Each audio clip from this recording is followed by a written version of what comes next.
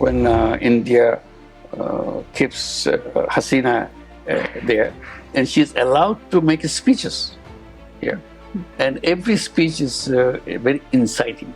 She is always sparking tensions one after another. As it cools down, she sparks it again. We are not the country of saints. We are just people. We have instances where things did go wrong, but that doesn't mean it's a crazy country, kills each other, kill their people. That's not the country Bangladesh is all about.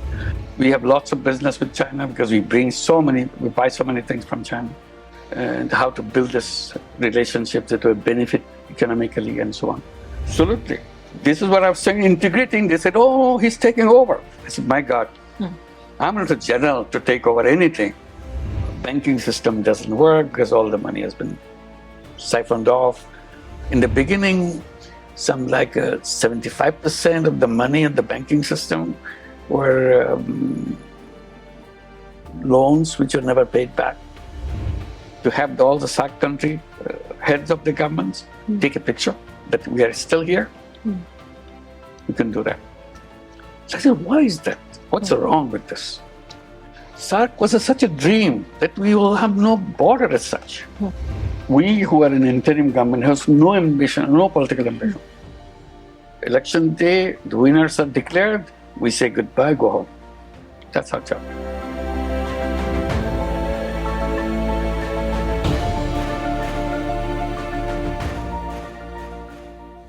Thank you for joining the week. Thank you. For this wonderful chance to have interviewed Dr. Yunus.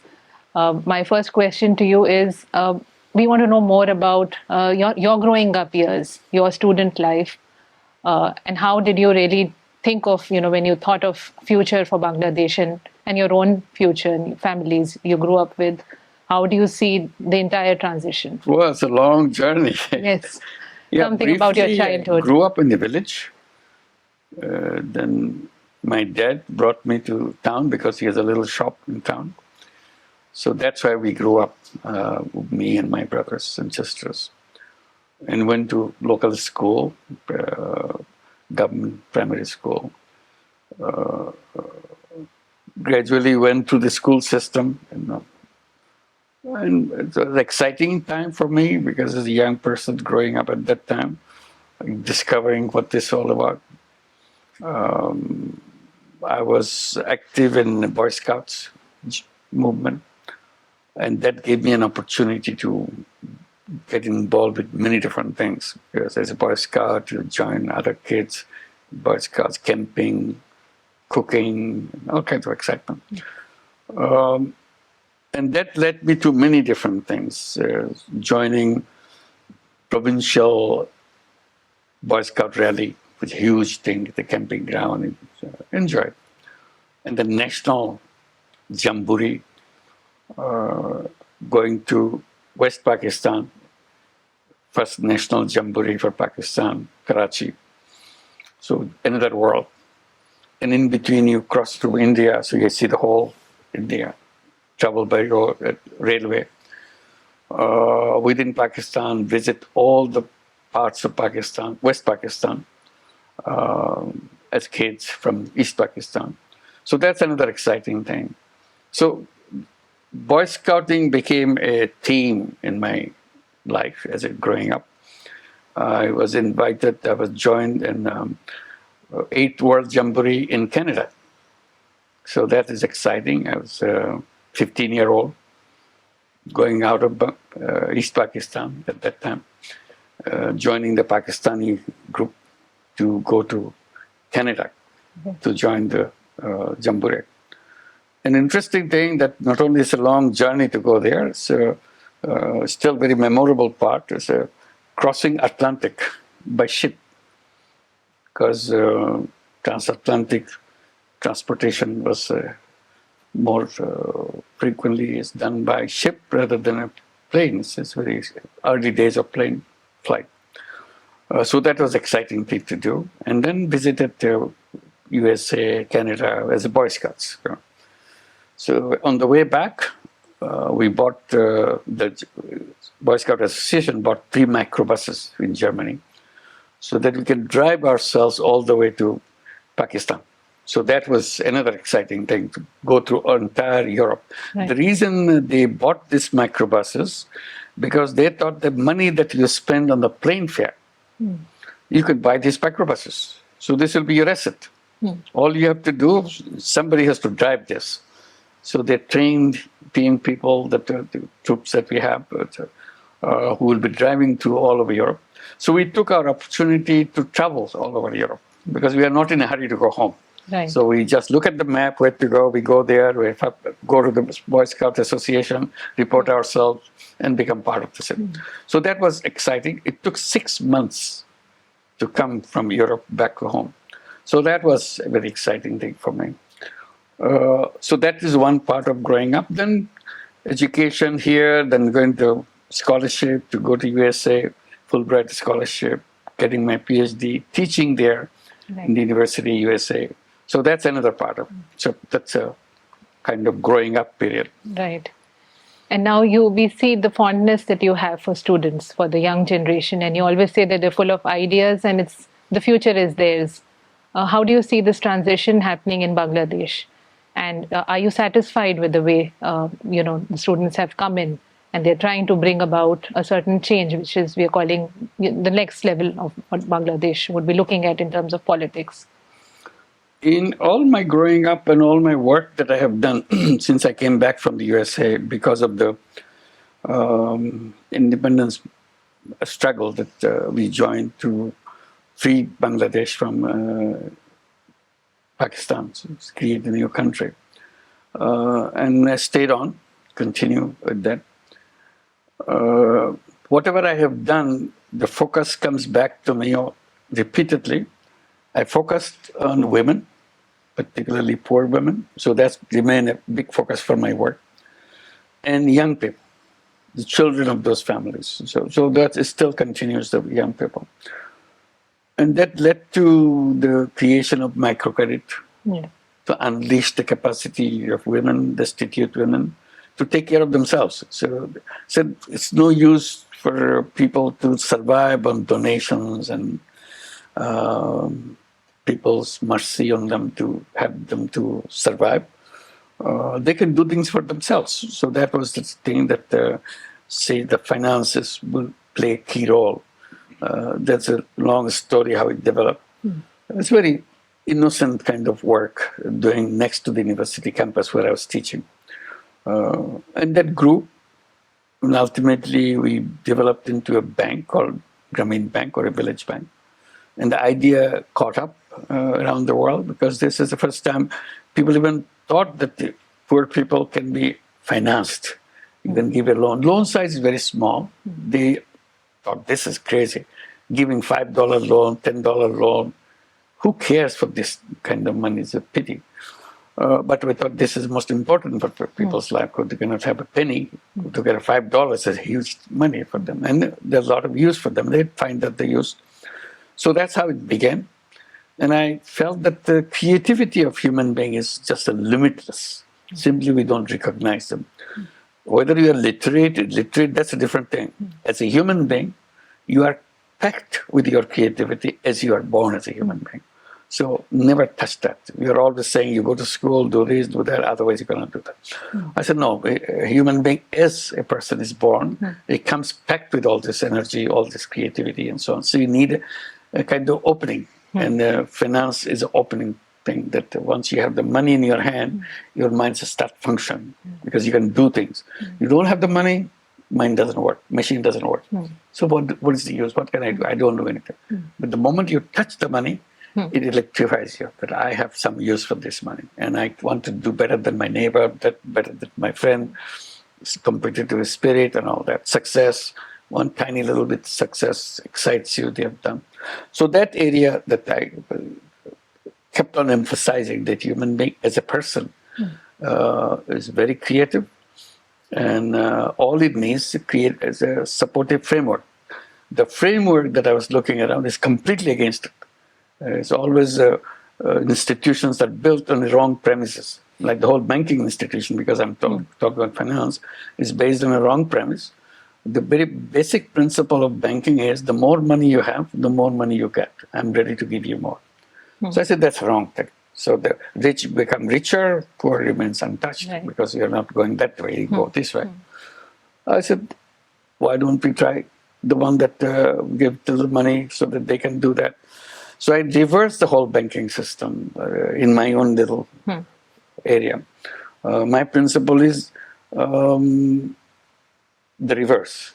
The less you have, more attention you get, because you need the most support from the institutions. And that's why we focused on poor, focused among the poor, focused on more destitute, the women. So, and they took it very seriously, and it grew. And we removed the whole idea of collateral. It's a collateral-free loan. You don't have to bring anything to be recommended by somebody doing job or some property against nothing. Just you're a human being, that's good enough for me. I can do business with you. So that was the whole idea. And in the process, we added many other issues as we grew up to see if we can address those things. We had given income generating loan. You buy goats, you sell the goats or chicken, the eggs, the little thing that you can do without any problem. So we started looking at other issues, women's issues like childbirth, taking care of your health, taking care of your babies. Those health issues became another theme for us. Housing became an important issue. Toilet became an important issue. So it's always trying to solve this by designing some kind of business. Toilet, we produce toilet in the village, good quality toilet, and give loan from Grameen Bank to buy the toilet. See, it's all integrated into a system. So you get the money, you buy the toilet, put it in the toilet, so you don't go out in the bush. No matter how much it rains, how much it's flood, your fate is sealed. You have to do this repeatedly in extreme circumstances, even in the normal circumstances. No, you don't have to do that. There's something we can do right here in your own comfort. So it became very popular, and we are providing the money, so that's not an issue. We said you can pay it back over a long period of time. Don't worry about paying back. Even if you pay a tiny, tiny bit every week, someday it will be all paid off. Yes. So you all also you have said to do, poverty should be in the museums, for that's example. So this is how then the idea came, business can be different. Because the whole idea of business is business to make money. You make profit and you get more profit, so you become very profit-oriented, selfish orientation. So I said, no, business can be done the selfless orientation. So I'm not doing business for myself, I'm doing business for you. Why? Because I want to solve your problem. So I took business as a problem-solving issue rather than money-making issue. Then people said, no, this is not a business. If you're not maximizing your profit, that's not a business. That's not what the textbook says. The textbook is wrong. How can the textbook be wrong? How can you be right? Who says you're right? I say, I'm right because I'm doing it. It's not theory that I write in a paper and say this is, I'm not doing that. I do it exactly.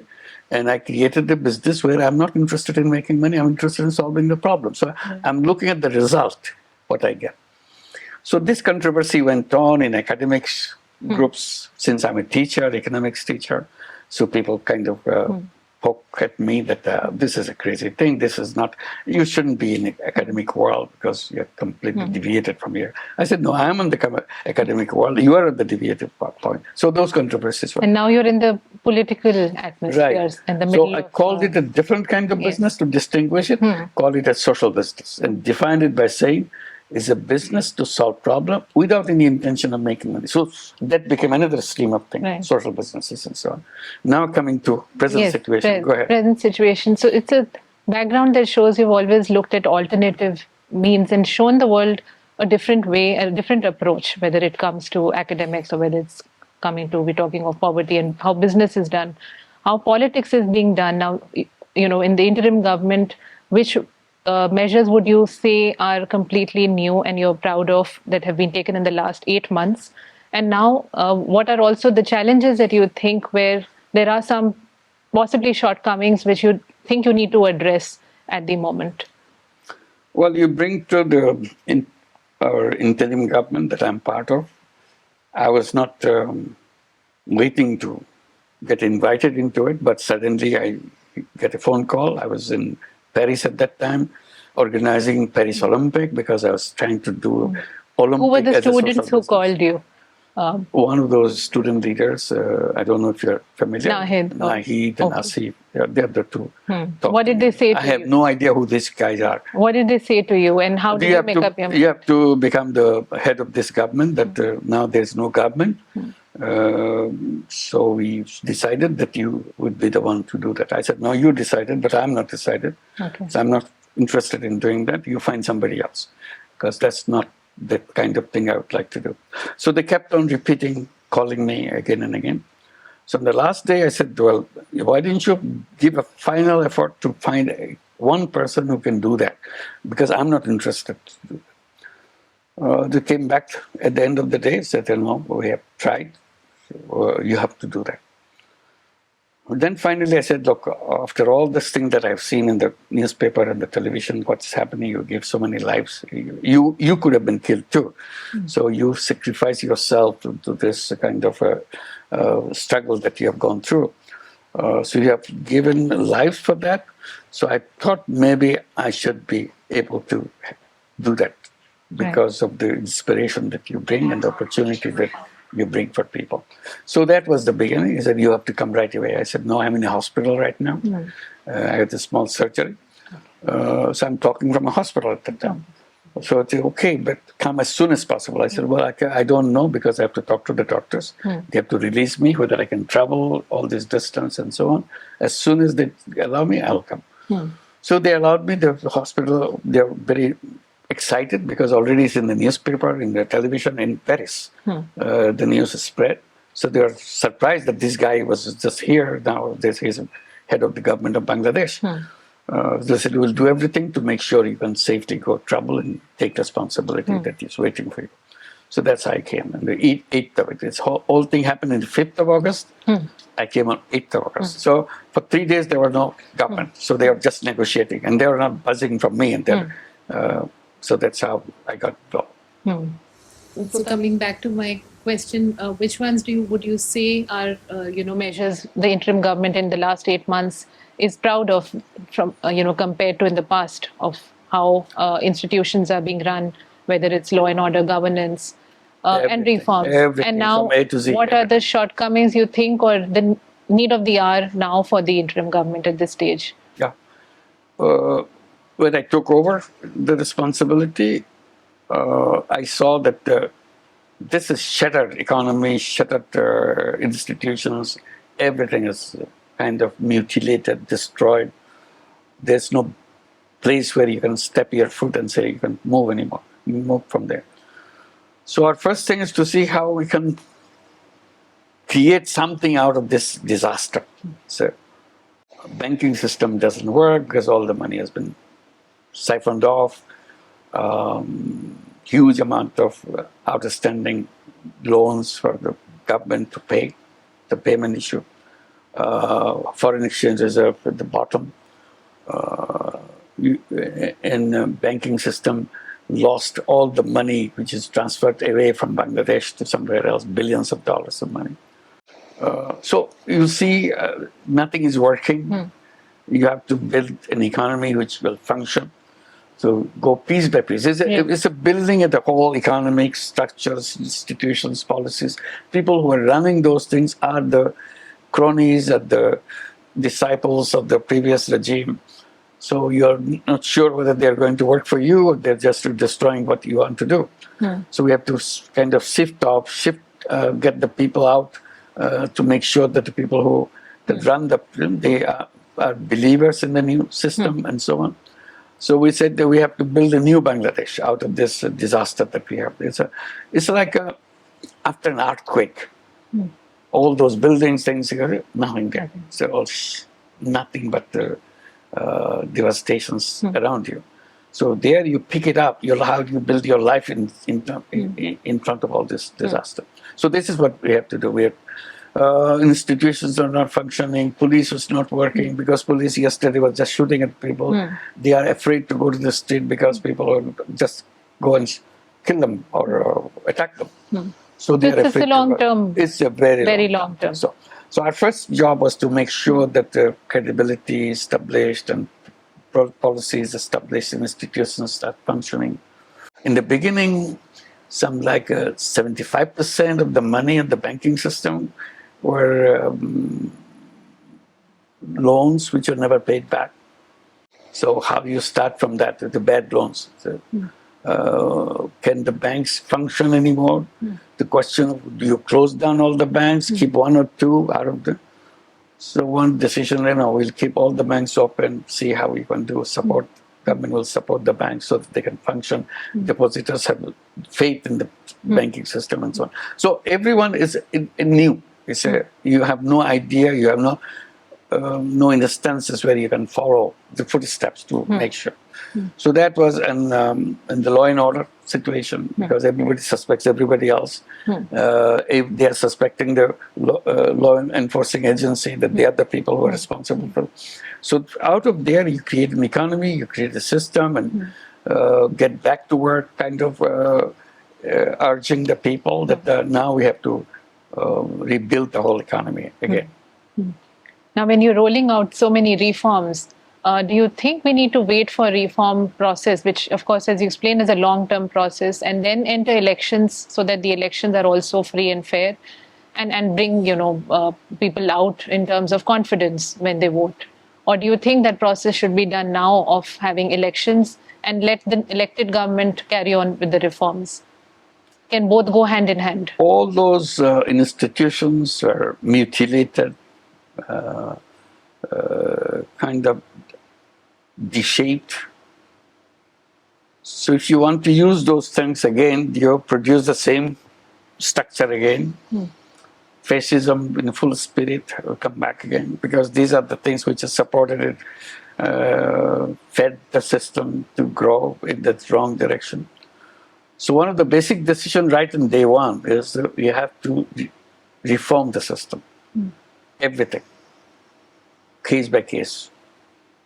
Item by item, we do that. So we started creating what we call the reform commissions. So the group of people, the best people we can find together on particular issue, whether you redesign the constitution itself, rewrite the whole constitution, or whatever you want to do. So some say, no, we have to create new constitution. Some say, no, that's a long process, just reform the constitution, amend the constitution. So this is a big debate. We said we give it to the commission, let the commission decide in consultation with everybody else. Whatever the recommendation is, we'll follow the recommendation if you like it. If not, we'll say what to do. But we have to get the sanity out of this whole thing. Then we created the election commission, so reform commission for election, because the election became a kind of fake. Everything is fake. On the top, you'd say that this is parliament, this is election, this is cabinet, just for namesake. The spirit of it, content of it didn't exist. So how do you make sure the next time you do it will not be the same thing if you follow the same principles? Year after year, you held the election, 3 elections, one after another, 15 years of people, life of the government. 3 elections were held, absolutely fake election. And people behave as if, oh, that is okay, let's go ahead, because they have no other option. So I said, if you continue that, you'll have another fake election. Another fake election will produce another fake government. So reform became the most essential part of it. Everybody in the country agreed on the reform. Because they were in the spirit that we have to get away from the past, create a new Bangladesh. That became a big word, new Bangladesh. So we're trying to see what the new Bangladesh should be. That's why the reform commissions. We had created 15 reform commissions, and they worked very hard. They started now bringing the results, the commission report. We printed them, published them, distributed them, asking the political parties, which are the recommendations that you would accept as it is, which you want to amend a little bit and you accept, which you don't want to touch. So these are the 3 categories. So we gave them a sort of a spreadsheet for each recommendation. Commission number 1, recommendation number 1. This is what it says. Do you agree?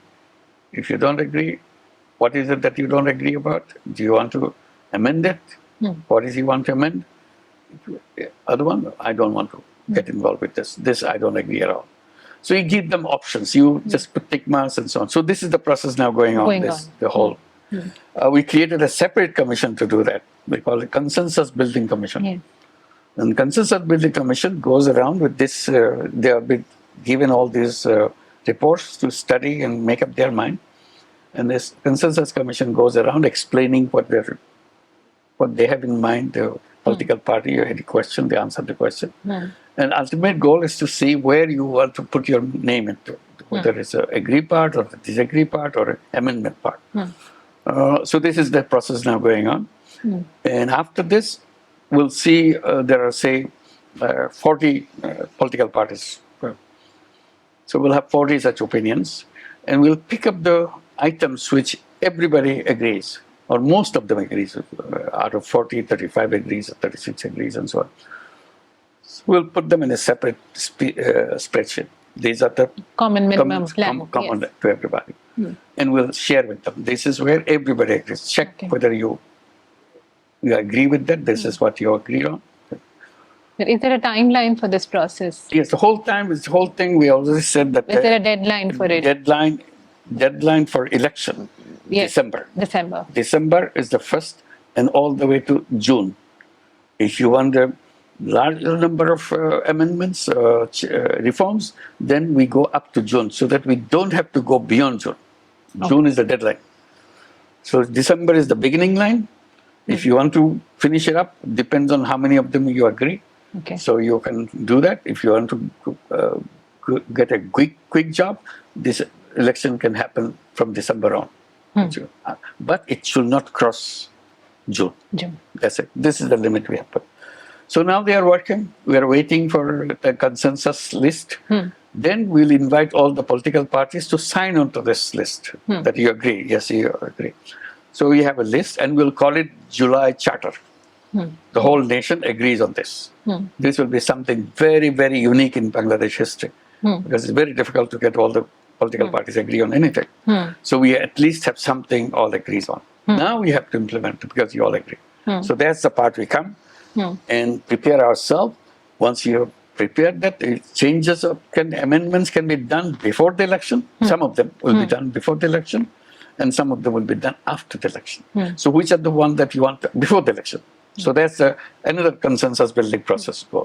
Once we do that, but the dates are fixed. We have to fix everything done within this December to June deadlines. So if all parties do come forward for early election, then December could be the starting point for the elections, as early as December. As early as December, yeah. But never crossing June. Never crossing June. During Awami League tenure, there was a lot of concern around poor quality of investigations, prosecutions, time consuming, everything is question mark.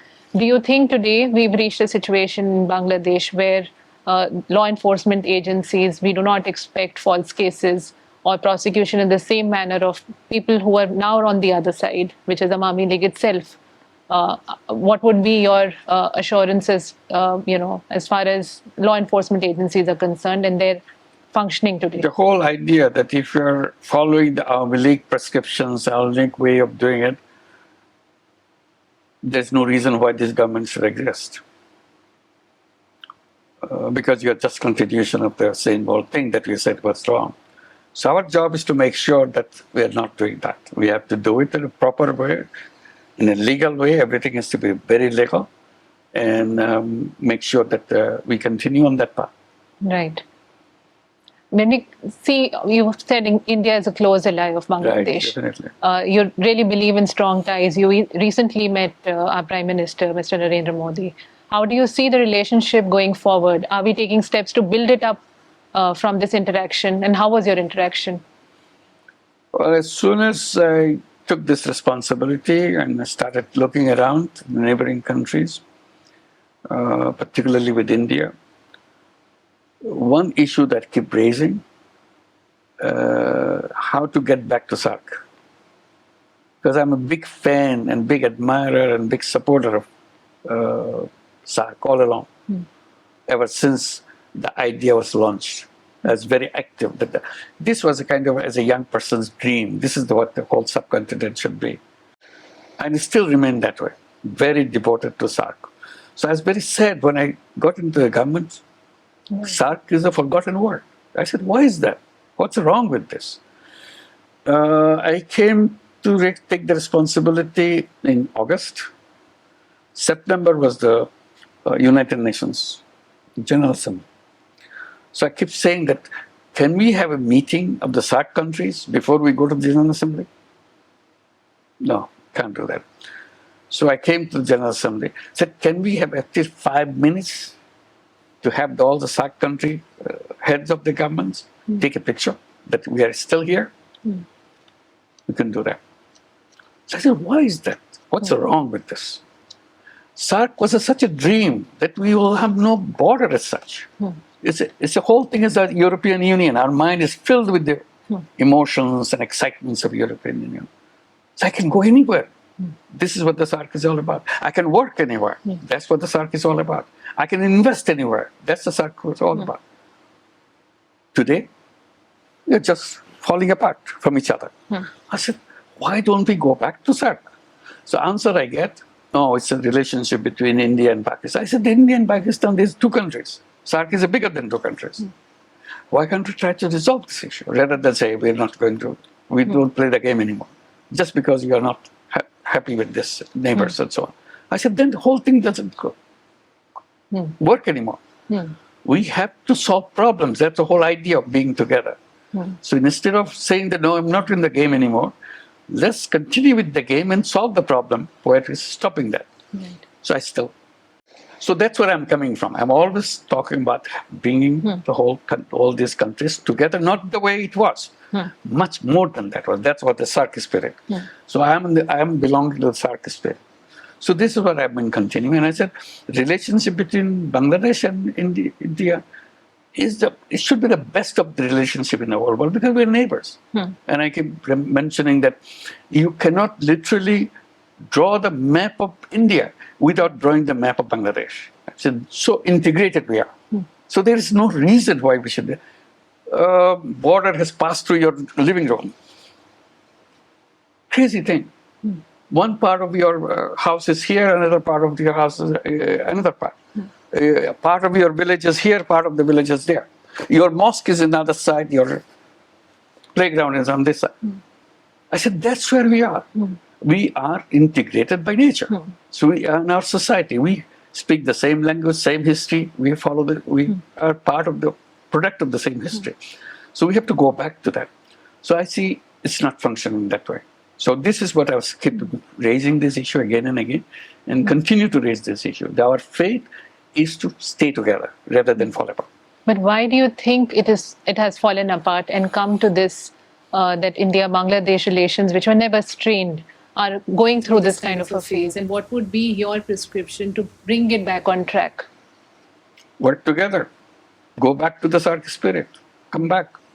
We can start with Bangladesh and India together, first of all, before we talk about other countries. So why don't you open the things so that we can go to each other?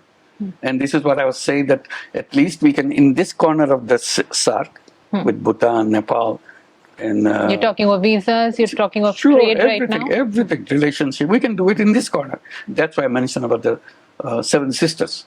I said, we should be together. We should be doing businesses. This is an economic entity by itself.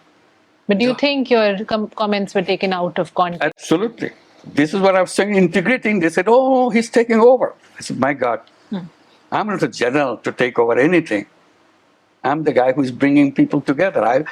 Whole journey started with, in this position, whole journey started with the SAARC idea. Okay. So SAARC is not about fighting with each other. I'm saying, why are you fighting with each other? This is the first thing I raised the question. That we should be together. We should be meeting each other frequently so that we can overcome these problems. Shying away from each other doesn't solve problems. So how do you see the relationship of Bangladesh changing vis-a-vis China or Pakistan after so many years? Many delegations have visited, which have not happened in the past. What is the reason, and what is your thought behind it? Well, we are economic reasons very much. We have lots of business with China because we buy so many things from China. So that's one very important thing for us. And how to build this relationship that will benefit economically and so on. And China is not the only country that we built bridges. I was talking about the SAARC. when I was dealing with the SARC, promoting the SARC idea to the UNU, I look at the ASEAN and I said, I want to be in ASEAN. Why should we be away from ASEAN? We are part of the Southeast Asia. So why didn't you take us in? So I approached the ASEAN people, the ASEAN countries. Can we become a member of ASEAN? And this would be good thing. I'm a part of SARC, I'm part of BIMSTEC, I'm part of ASEAN. That's what the relationship should be.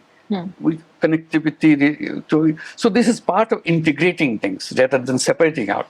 So this is what brought us to all our neighbors, China, Southeast Asia, South Asia, everything.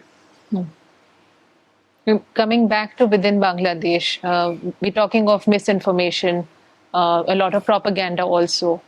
Do you see a rise in fundamentalism or vigilantism on streets in Bangladesh? Has it happened in the last 8 months? And if not, what are your concerns? I'm glad you're here. You're not talking to me from the south or from Delhi or somewhere else. So you're here, why don't you just check it out? Because most of it just propaganda, it's fake news and all this kind of destroyed all the relationship that we can ever build with each other. So if there is a case, go and examine why that happened. We are here, case by case. We are not the country of saints. We are just people. We have instances where things did go wrong, but that doesn't mean it's a crazy country, kills each other, kill their people. That's not the country Bangladesh is all about. Ask about how many pujas have been gone since we took over. What happened to those pujas? Did they perform their puja freely, openly, and so on? Or they had difficulty in performing their rituals and so on and so forth. So those are basic things. Because they're attacking Bangladesh, they're killing Hindus and so on. So I talked to the law enforcing people. I said, why don't you make a mechanism? If you have one case of killing a Hindu anywhere or any minority person anywhere in Bangladesh, immediately your police station report to this and immediately investigate what happened. So I have daily information coming in, whether it's happening. And I don't see anything new. It's just a normal thing that happens in a country which had been there. It's not Muslim gang to kill people. Muslims are killed, Hindus are killed. That's a killing, whether the number you produce in a normal year.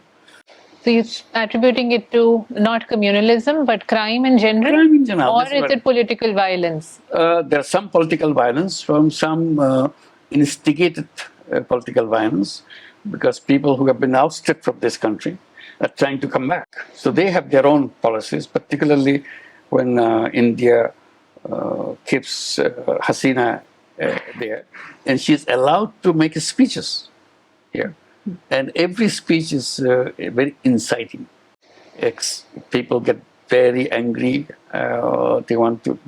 She's encouraging people to rise, to take over everything again. Those kind of speeches that so it's been a destabilizing situation. We don't like to hear that. I mentioned to Modi ji and others also.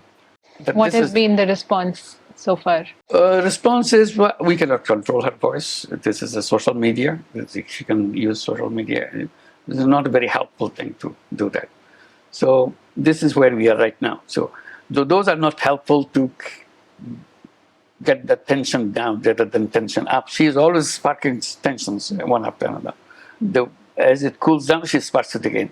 She makes another phone call, another addressing the people everywhere.